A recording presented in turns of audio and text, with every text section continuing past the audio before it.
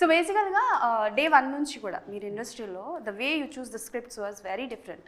So అంటే like ఒక స్క్రిప్ట్ని మీరు చూస్తున్నప్పుడు ఎలాంటి పాయింట్స్ ఎక్కువగా అంటే లైక్ ఉండాలి అనుకుంటారు, అండ్ ఆడియన్స్ వైజ్ వింటారా లేకపోతే ఆర్టిస్ట్ వైజ్? పర్టిక్యులర్ క్యాలిక్యులేషన్ అంటూ కూర్చొని లెక్కలు వేసుకొని అలా ఏమి ఉండదండి. నేను స్క్రిప్ట్ విన్నప్పుడు నేను ఎగ్జైట్ అయ్యి, అంటే నేను విన్నప్పుడు ఆడియన్లాగే వింటా, నేను ఎగ్జైట్ అయ్యి నాకు బాగా నచ్చింది, నేను ఎంజాయ్ చేశాను అంటే I just go with it. ఊరికే కూర్చొని లెక్కలేసి క్యాలిక్యులేట్ చేసి cinema doesn't at least for me it doesn't work like that. So ఇప్పటి వరకు మీ దగ్గర వచ్చిన కథలన్నీ మీరు చేశారా, ఆర్ ఎల్స్ ఏమైనా కథలు వదులుకున్నవి ఉన్నాయా, మేబీ మనకి సెట్ కాదేమో ఇది అని? అలా ఉంటాయండి, చాలా ఉన్నాయి అలాగే. ఇస్ దర్ ఎనీథింగ్ ఏమైనా ఉన్నాయా, మెన్షన్ చేస్తారా ఏమైనా పేర్లు? మెన్షన్ చేస్తారంటే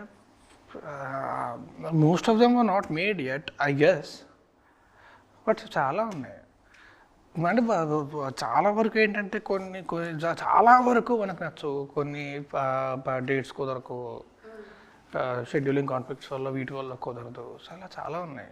that way I was not able to Shatamanam Bhavati because of scheduling conflicts.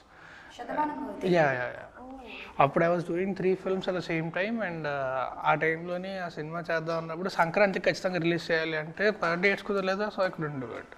Shatamanam భవతిలో మన శర్వానంద్ గారు. Yeah. So like there were a few films, but a lot of films they were not made.